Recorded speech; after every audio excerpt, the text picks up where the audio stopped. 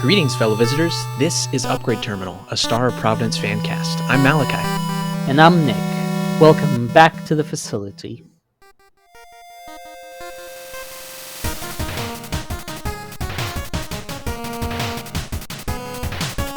So, today we are joined by a wonderful, wonderful guest. Please say hi and introduce yourself. Hello, I am Lilac Vrt Olligoci. I am a speedrunner of the game. I'm also staff for Sprint. Mm-hmm. And I mostly do a lot of, recently at least, a lot of art and all that. You're also a beta tester. Yep, I'm also a beta tester of the game. Mm-hmm. And have been since. Let me check real quick because I have this written down somewhere. Give me a sec. You've been a beta tester since November 2020. Oh wow. Yep. That's 3 years. Mm-hmm. Wow, yeah, that's a long time. It's been a while. Yeah, a lot of beta testing. Mm-hmm. Yeah. So, Lilac, my friend, speedrunner, beta tester, sprint organizer, also did a bit of sprint racing. Yes, I did. In time. And cool artist, and by far the community's #1 trespasser lover. Yes. Eldritch Husbando. My favorite. I can't even begin to explain, I might as well explain, why I like Trespasser so much. I can't, really. Mm-hmm. It's He's just a thing. I think when Trespasser was dropped in, I think, a Twitter way years ago, I saw the intro when you break the breachstone. Oh, yeah, I remember that. It explodes, and then you just see that ring come down into the center and just open up to this big guy, and I'm like, oh, I like this guy a lot. So it is such a cool boss fight. I will say is put this on record now. When I heard about that, one of the things that I did, because when it was first announced, Lilac was still not in the beta testing, so I surreptitiously got into the beta, found Trespasser, recorded just me fighting them, and then just sent Lilac the footage being like, don't tell anyone, but here you go. Oh, and I didn't. I was like, this is mine. Yep. A special treat just for Lilac. Yep. Yeah. Nice. Well, we always like to start out by talking about something good that's happened to us recently. And Lilac, as our guest, would you like to go first? Mm-hmm. Not this week, but the week before, I was invited to my sister's friend's wedding. It's down in North Georgia, around the Blue Ridge Mountain areas. The town is called Dahlonega, Georgia. And the wedding was quite fun. It went really well. And after that, we actually went panning for gold.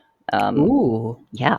Oh, apparently in that area, it's just a lot of metamorphic rocks and all that.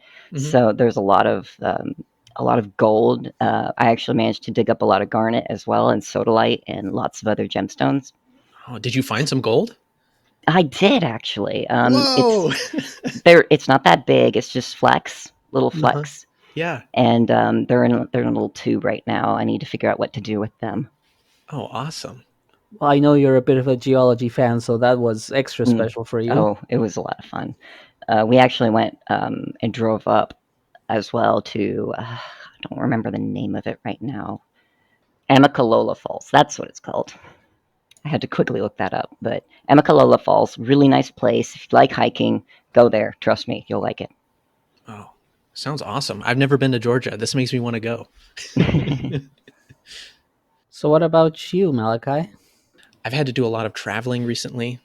And it would have been nice if Star of Providence was already released on Switch, because I could have been playing that on the many airplanes I had to ride.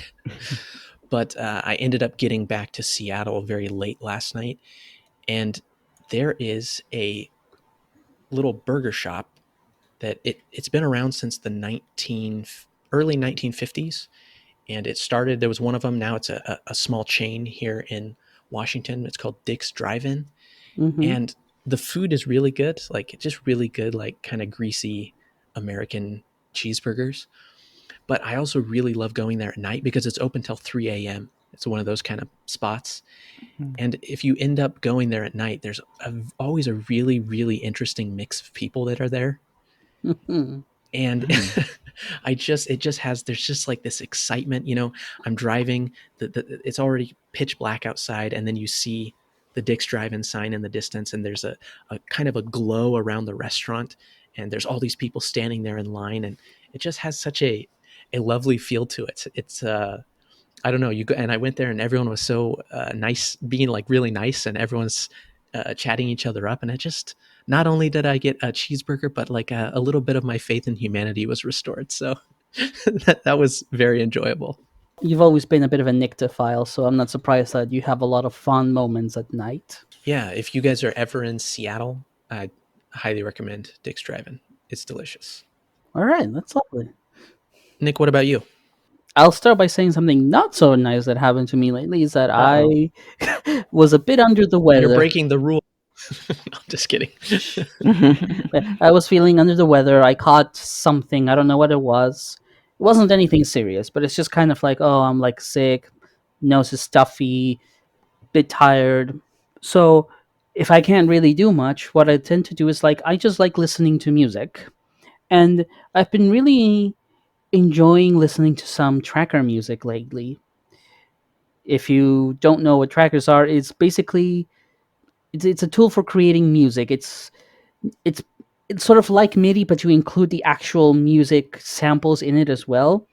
There's a lot of lovely 16-bit music written for that, and I've just been enjoying exploring this music and seeing, it just discovering like a whole new genre that you're into from a while ago, and you're like, awesome!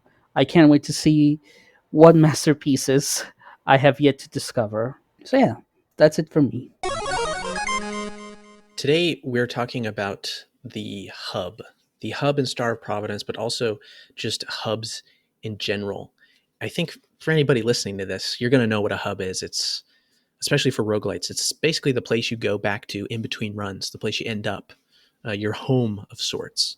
Mm-hmm. And as I was thinking about this topic, I had never thought about like what makes a good video game hub, because I very quickly thought of examples of hubs I like and hubs I didn't like as much. So I wanted to turn this question to both of you. What do you think makes a good video game hub, and what's an example of a hub you like? What do you think, Lilac? So the thing about hubs is what I like to see is accessibility and readability. Basically, everything should be within at least a good viewable distance from each other, to where you can see exactly what there is and what you can see. It really depends on like the genre. Like with roguelikes, they'll have what lore Mm-hmm. attached to certain things. They'll Mm-hmm. have difficulty sliders. Crypt of the Necrodancer is a great example of just Mm-hmm. like really like stylized sort of thing. Mm-hmm. They got the stairs that go down to do the different characters, to the different difficulties, and Mm-hmm. everything like that. And then out around it is all the extra stuff. I think my only gripe with that is that you're walking to the beat with that one, so it takes a lot of steps in order to go to where you want to go. Actually, you can disable that option. Just You make it. can. Yeah, you can just be like Bard mode in the menus, and you can just go as whatever speed Right. you want. Right. Okay. Yeah, it's both. I think Death State does a similar thing. Death State. Yeah, Death State. You Sort of. Yeah. you can you can move around. You can switch characters, and you can do the dash. Hmm. For me, the hub fulfills a particular role in that I like hubs that display all of the playable characters as coexisting together. They're sharing this space. You know, Mm-hmm. Yeah. I like it when the hub is clearly diegetic. It is part of the game world itself. Like the hub is a place attached to wherever you go to make runs. Mm-hmm. And I also enjoyed when hubs subtly but noticeably indicate your progression. You know? Yeah. In Scourgebringer, one of my Mm-hmm. favorite things was I think it's the tree Mm-hmm. where you put where the bells are put on it, or the Oh ribbons. yeah.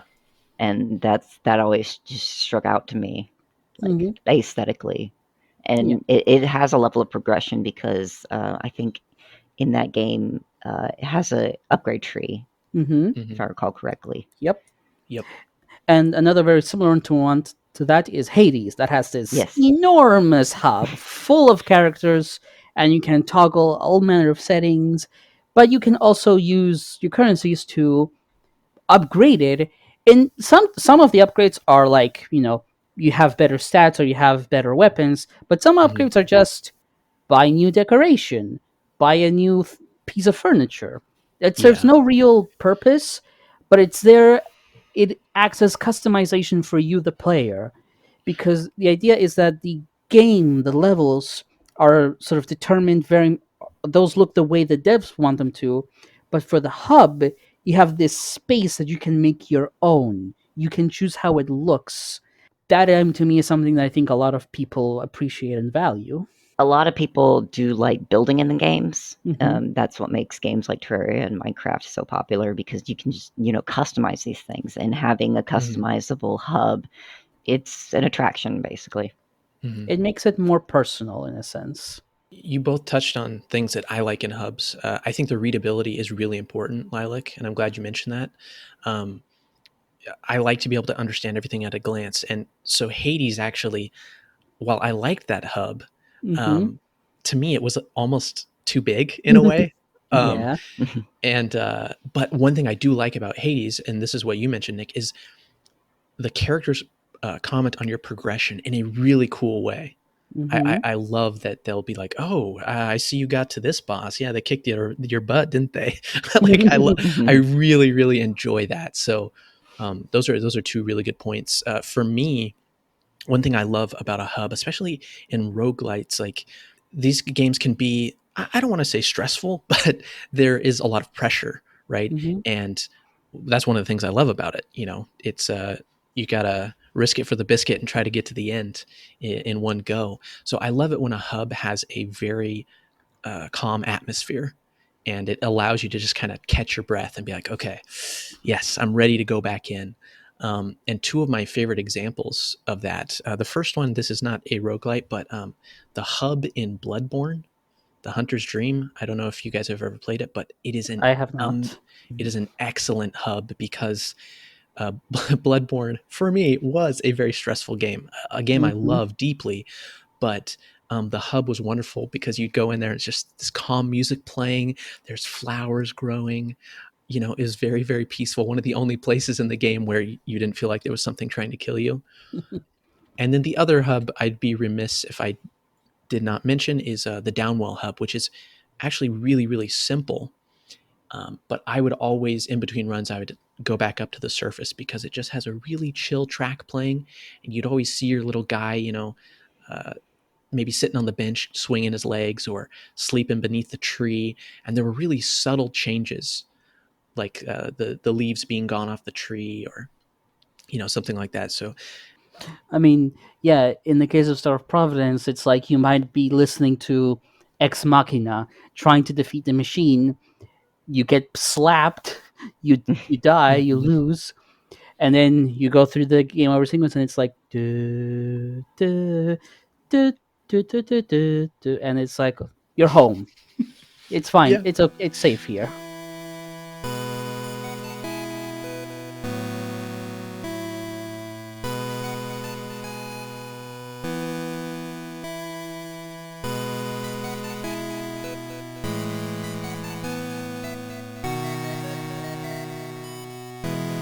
That takes us right into what works for both of you in the Star of Providence hub.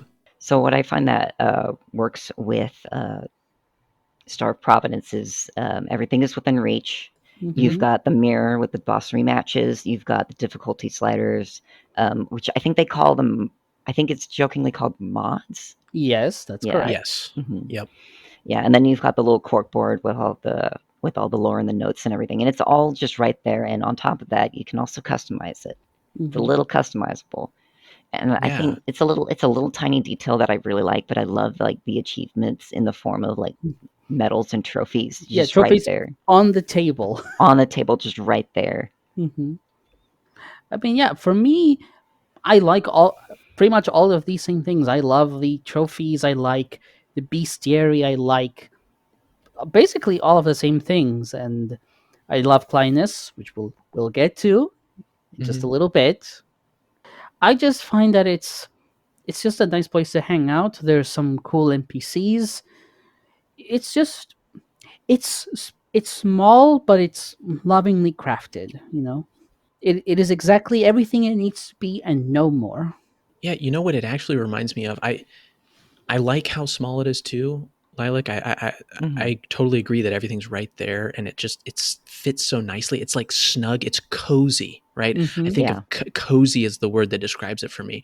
One thing I really like about it, I went back and was just sitting in the hub and observing it before we recorded this because I wanted to let me stop for a moment and just really drink this in. I love the elevator lights, and I Mm-hmm. love that the gateway, the entrance to the facility is kind of has this pulsing light. Mm-hmm. Yeah. It's so, one, it's kind of soothing, but it also is just, I'm a moth to the little Star of Providence flame. I'm like, yes, I want to go back in on another one.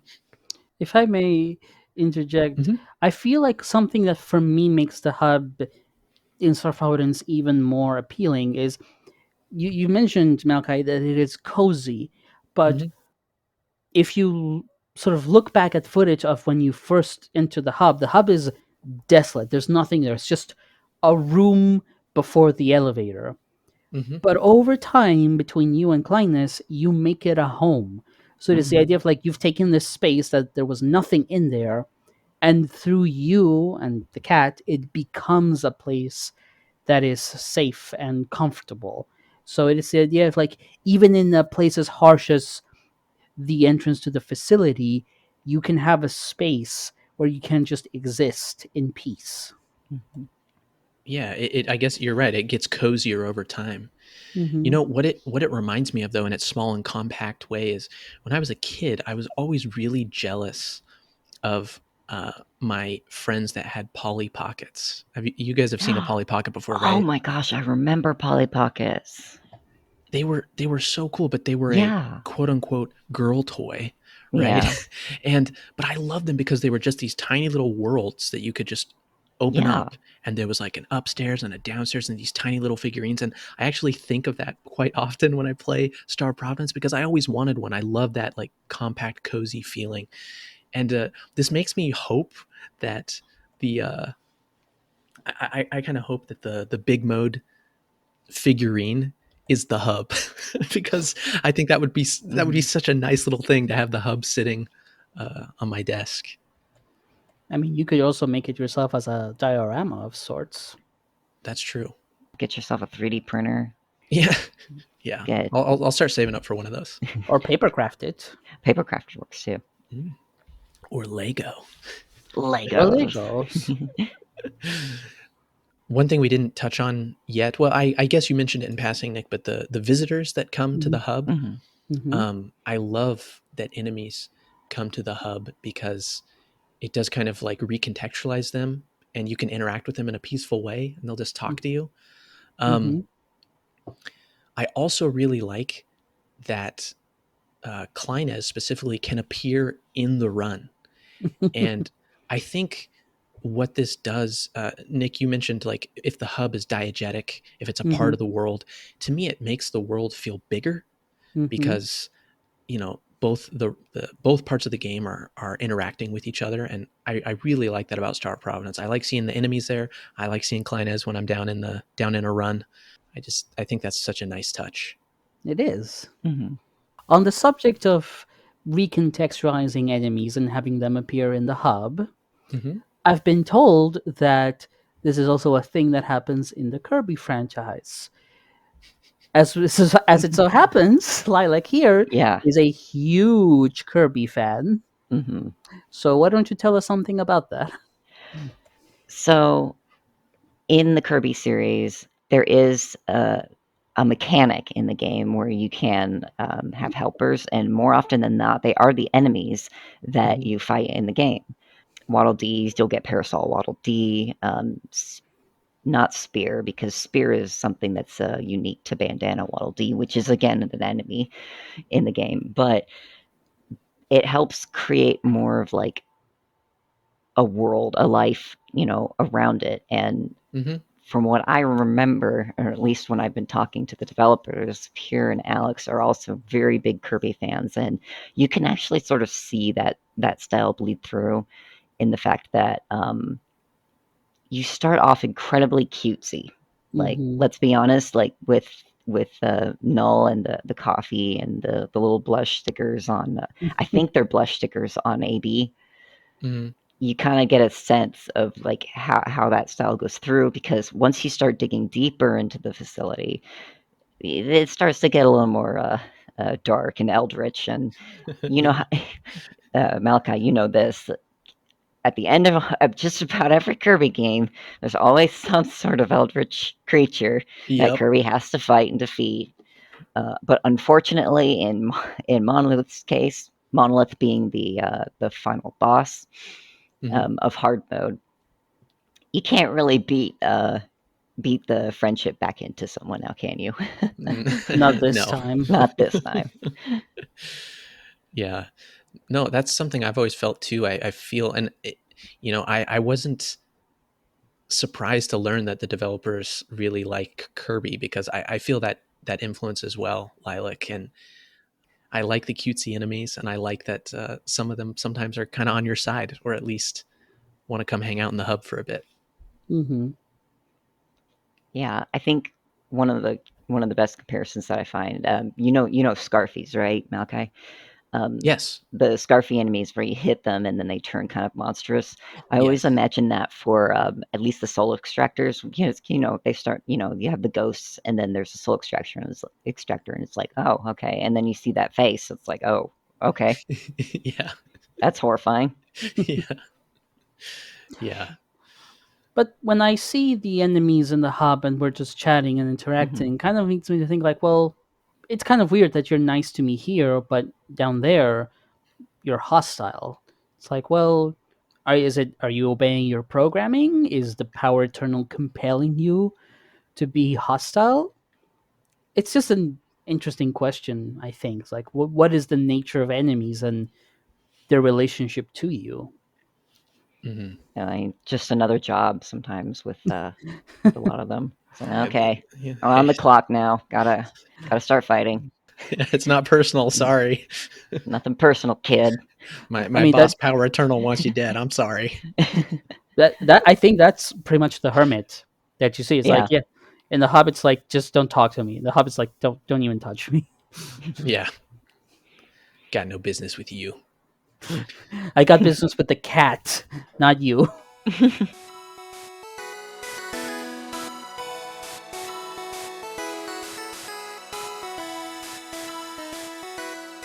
I think Klein is the probably. I mean, he's a mainstay. He's the first person you meet in the hub, and I like to refer to Klein as the Tom Nook of Star of Providence. Um, He's like the central, like, Supporting piece. character. Yeah, the central yeah. piece of not just like the game, but also the hub and everything. Like, Hmm. that's the first thing that you see. Yes, and Klein definitely has attitude, and that makes Klein is incredibly lovable, I think. Hmm. Mm-hmm. But I love it when Klein's mask slips and he kind of like lets up that he's like, hey, like maybe you could try things this way or something, and it's like, oh wait, Hmm. you do care about me. I always love his line when you are buying Scully, I believe. Please get him out of here. Please just get him out of my inventory. Yeah, Yeah. I forgot they said that. Mm. The thing about Cleanse though is that because of it's one of the few friendly characters that you interact with. Hmm. Because in the case of Star of Providence, the playable characters, Null, D13, Chaos, Sword, AB, Scully, they don't get to interact with each other much aside from just killing each other in a tragic event. Hmm. So Cleanse is one of the few characters when you can just sit and chat with, and it's all good. And I think that is, if we did not have Kleinus there to add that to the game, it would feel way more lonely and just hostile. If you just didn't have that cat there helping you out, giving you tips, selling you cool weapons. Yeah, absolutely. Hmm. And Kleina's also comments on your progress, and comments on your previous run. And like we mentioned earlier, that's such a nice touch too, because it's like, oh, somebody else is kind of watching out for me, watching my progress. Hmm. Yep. Yeah, Clinus starts kind of very dismissive and like, oh, don't mind me, just slightly cynical. Oh, another one on the fool's errand, I see. And at first, the advice is very matter of fact, but as you start going deeper and face ever more challenging and buried bosses, he's like, well, I guess you're really doing it now. Good luck. Yeah, my favorite, I just pulled it up. My favorite line is the one, if you die to Chaos God, Hmm. um, where he says, "You're describing an awful tight situation there, buddy. If I had to go with the statistics, I'd say you're scrap for sure. But somehow I feel you have it in you to face anyone, God or not." Such a good one. It's a great one. Yeah, thanks for reading that. That Mhm. that reflects Kleinis so well, because it's like Kleinis is always going to take a jab at you, but also kind of cares about you and believes in you. Yeah. He's very snarky, but we love him. It's a cat. Sometimes it's a little mean at you, but you Mhm. still love him anyway. Yeah, my other favorite line, and this is also another deep one with against Monolith. Hmm. No mercy. You come too far to give up now. And it's so short, it's so sweet, and like so true. Hmm. Well, he's also the one that I think Clannis is the first one to give you a hint, like, before you, two other ships came by here, Hmm. and I know they got very far, almost to the very end. I don't know what happened to them. One of them became the Overlord, but the other, who knows? And it's not just that Clinus is giving you tips and cares about you, but you get the feeling he knows a lot about what's going on here, like a lot, a lot. And he's aware of a lot of lore. Not Hmm. everything. He leaves some for the trader, but you still get the feeling like he knows this place and what happened here very well, and he's sort of trying to paint you a picture. Yeah. What people have often wondered, who exactly is Kleinis? And what are they doing in the facility? And why do they know so much? We may never know, honestly. Hmm. Yeah. And you know what? If there's not an answer, it doesn't matter. I'm just glad that Kleinis is in the hub. Hmm. Yeah. And he's an orange tabby, which is surprising that he's smart for an orange tabby. One other thing I wanted to ask you guys, if there was anything you could add to the hub, what would it be? Maybe a different decoration, a different enemy that would visit. Lila, Lila, you seem like I you want to say something. Go Oh for it. yeah, I was like, more decorations. I want more hats. I want the I want more banners, pride flag banners. Oh Ooh, that's Let's a good yeah. go. idea. You should admit that to the devs. Actually, I don't I think you did. should, yeah. That's a Go great do it. Because idea. I mean, Astronautilus has, I think, pride flag colors for the ship designs, I believe. Which I feel every single roguelike should have something like that. But No, I agree. It would be a good addition for this mhm. game. What I would like is I would like some way to manually summon that rad sentinel that lets you play minigames, hacking minigames. Oh Mm. yeah. I want to be able to just summon that guy and just be able to do that whenever. I and also just want, what I want. Okay, so this is going to be Mini games. no, no, but there are going to be there is already mini games. There's already that, but I mean, so some of you may know that a while ago I made these fan made custom Oh, bestiary entries for a few of the game's biggest bosses.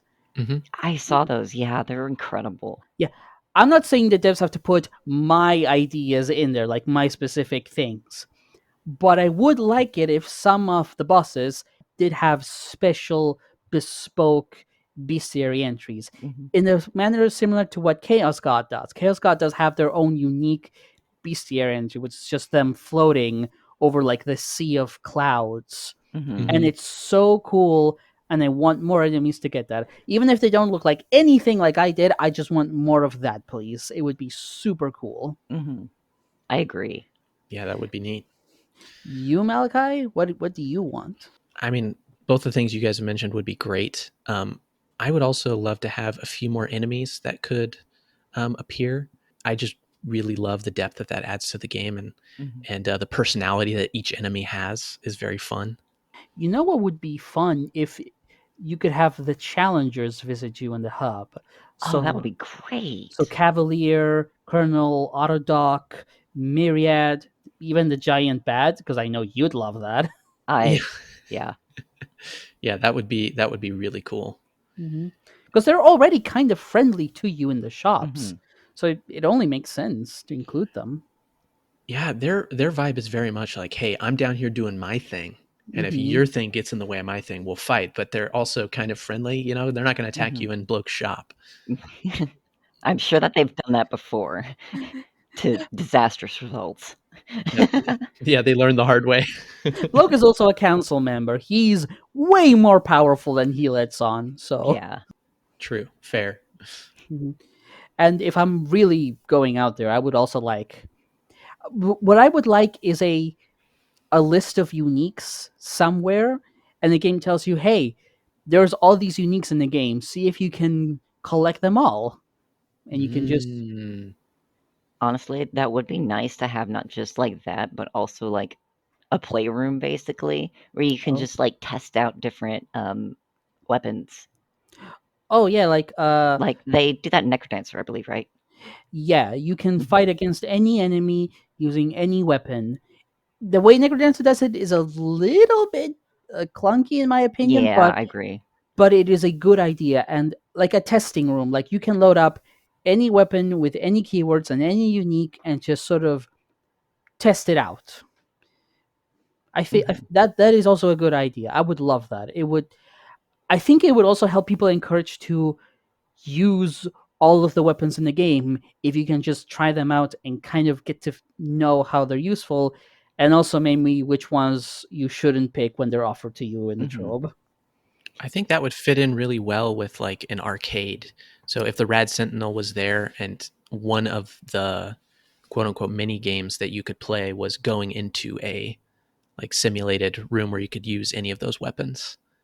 But I'm struggling to think, because the way the Rad Sentinel minigames work is like it's almost like Game Boy-ish or something similar like that. It's this very tiny thing, and I think the testing room would be good as like a completely different, like, if you go north, you go to the facility. If you go south, you go to the tutorial. Maybe there could be a door east or west, and that's the testing room. East is cafe, west is testing room.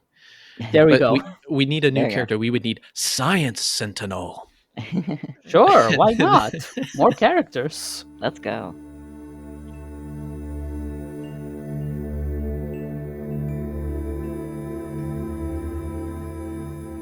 I think the Blast Core, I really like Blast Core's story and finding the bow for Blast Core. I would enjoy it if some of the new visitors also had things that you needed to find for them down in the facility. Oh yeah, not side quests, but fetch quest. Well, I mean, yeah. Yeah, just like like tiny narrative fetch quests. Because the first time I found that ribbon or the bow, I was like, what? What is this? Who is this for? It would be cool to have a few more of those little mini stories. I guess going back to it, what the Blast Core does is it kind of starkly reminds you that every enemy in the facility was once a soul that presumably had a life and a joy to them. And you by doing this whole quest with the bow and everything, you kind of give catharsis to something. And I don't know, the idea of like you are restoring some semblance of peace to a few residents of the facility and making a difference for the better. Yeah. That's right. You feel bad when you kill those Blast Cores. Well, not really. No, not really. I'm too busy.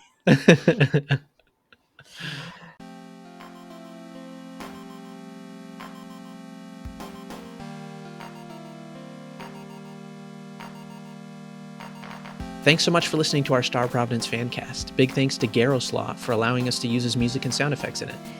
Be sure to check out all of the Star of Providence soundtracks on Garoslaw's Bandcamp. The Base Game soundtrack, the Relics of the Past soundtrack, and the 5th Anniversary Edition soundtrack.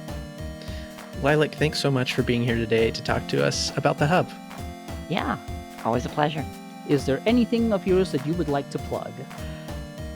So right now, I am on Olligoci Arts at tumblr.com, and then the first thing that you will see is that I have a little thing called Diner AU. It is an Ask blog that is basically my Diner AU thing. We might discuss that later. We'll see. I'm going to keep it on the download right now, though. So I'd love to discuss it with you sometime later. So that's Facility Diner at Tumblr, right? Facility Diner at Tumblr, yes. If you have any comments or suggestions for the show, you can reach out to us on our Discord server. We'll post the server link in the show description below. And there you'll find fellow pilots to talk with and discuss the show. Thanks for listening. We'll hope you'll join us next time. This is what you came for, isn't it? So be it.